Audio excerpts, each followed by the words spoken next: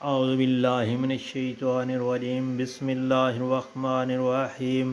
السلام علیکم پیارے بہن بھائیو، اللہ پاک سے دعا ہے آپ کو صحت، تندرستی اور عافیت والی زندگی عطا فرمائے، آمین۔ اور آپ کے رزق میں برکت اور کشادگی عطا فرمائے، آمین۔ نبی پاک صلی اللہ علیہ وآلہ وسلم نے ارشاد پاک فرمایا، اللہ تعالیٰ کے فیصلوں پر راضی رہیں، یعنی جو بھی اللہ پاک کی طرف سے ہوتا ہے، اللہ پاک کے حکم کی طرف سے ہوتا ہے، تو دوستو اس پر راضی رہنا چاہیے۔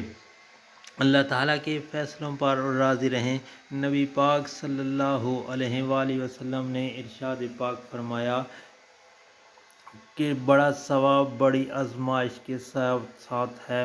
یقیناً جب اللہ تعالیٰ کسی قوم سے محبت کرتا ہے تو اسے آزماتا ہے، بس جو اللہ کی تقدیر پر راضی ہو گیا وہ کامیاب ہو گیا، اور جو اللہ سے ناراض ہوا اللہ بھی اس سے ناراض ہو گئے۔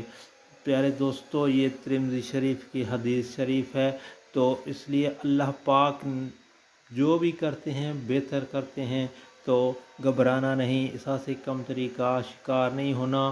اللہ پاک جب بھی آزماتے ہیں تو اس سے بندے سے محبت ہوتی ہے تو اس سے آزماتے ہیں، یعنی جو اللہ پاک کی تقدیر پر راضی ہو گیا وہ کامیاب ہو گیا۔